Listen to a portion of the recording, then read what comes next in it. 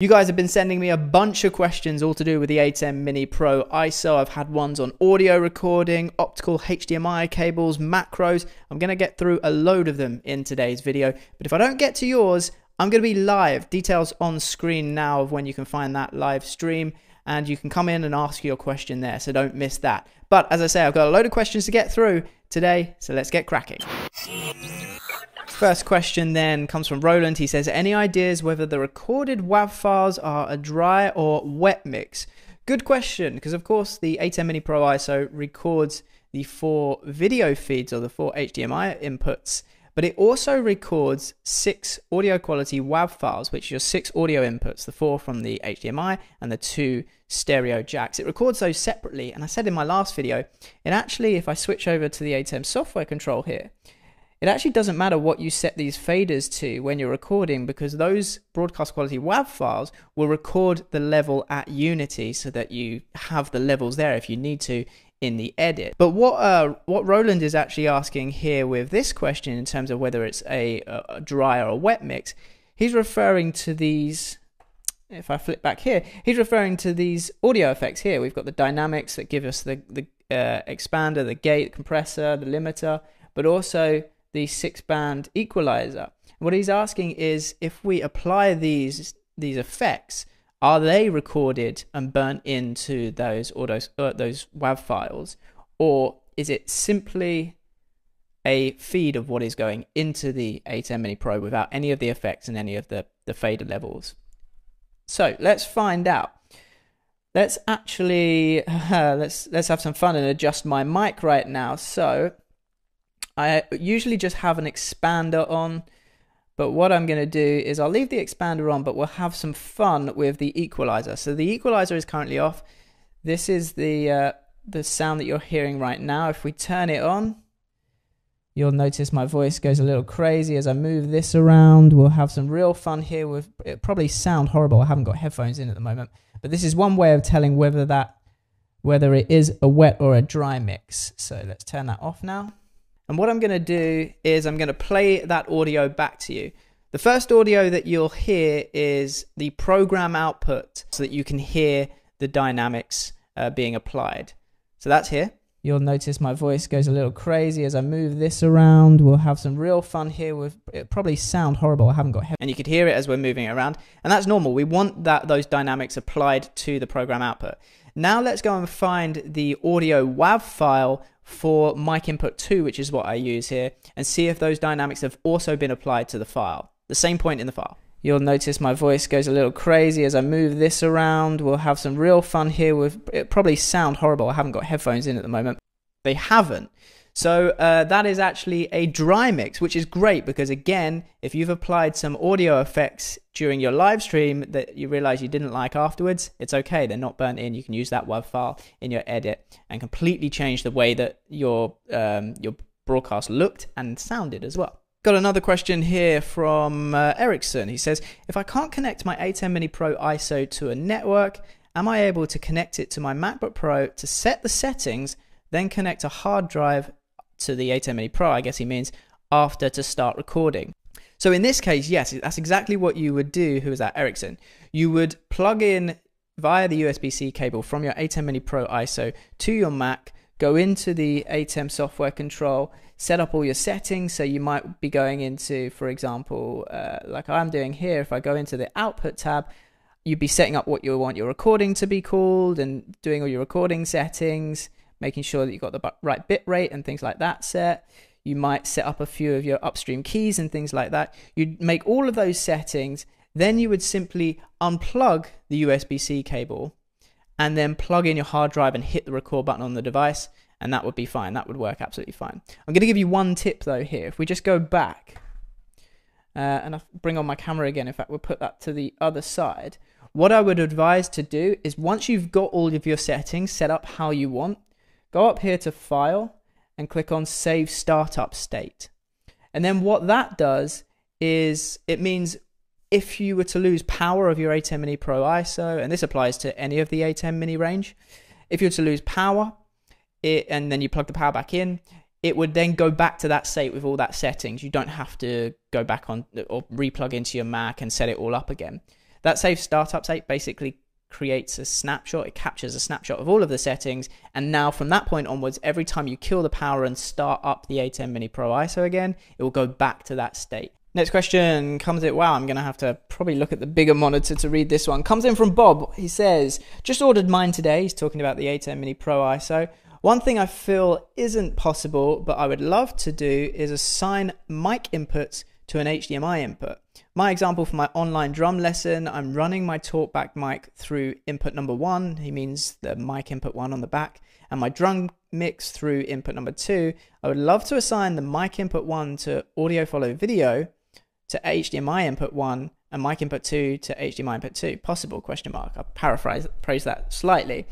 Really good question, and it is possible, yes. And the way I would go about doing it is with macros. So essentially what Bob is wanting to do is, when on the ATEM Mini Pro ISO, he cuts to, like, presses number 1, or as in cuts to input number 1, it also enables the mic input 1 on the back of the device.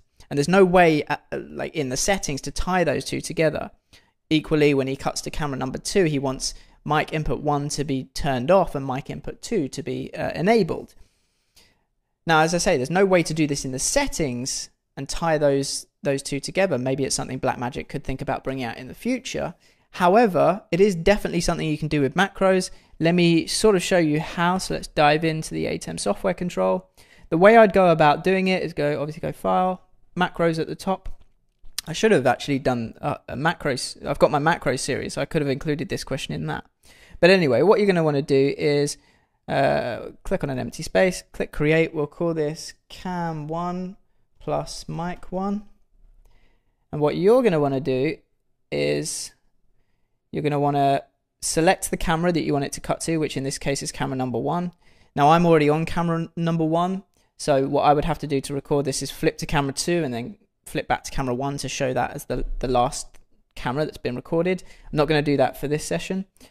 Then I'm going to need to go to audio, and I'm going to need to enable that camera 1. And again, what I'm actually going to do here is I'm going to enable, actually you're going to want to, because you want it from the external mics, you're actually going to want to do it here on the mic 1 and mic 2. Now, you would want to enable mic 1, and you would actually, I would actually, because I'm already using mic 2, want to disable that. But I can't because I need to give commentary. You get the idea. So now we can click stop.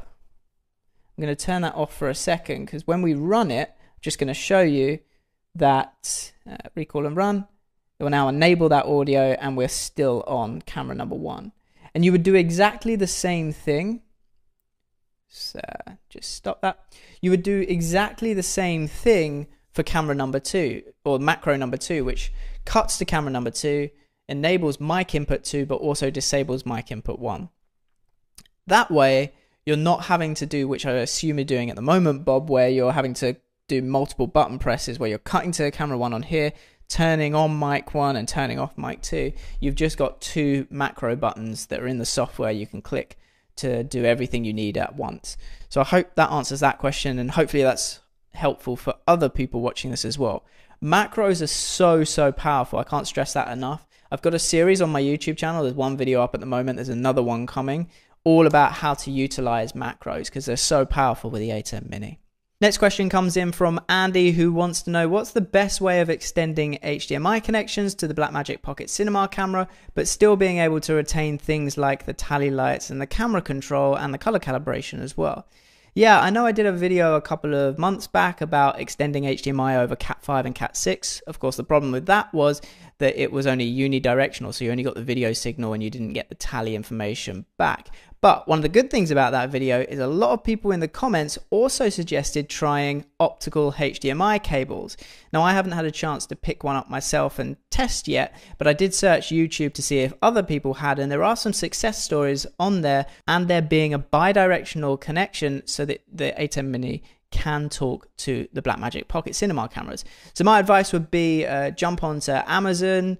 In fact, I'll have links down below to all of my kit that I use, and I'll make sure I include an optical fiber cable in that list. jump on Amazon, order one off there, because then if it doesn't work for whatever reason, it's really easy to return. This one comes in from T Smith. Says, is the ISO Pro the best one to get for creating YouTube content if you don't particularly want to live stream but add multiple angles to your videos?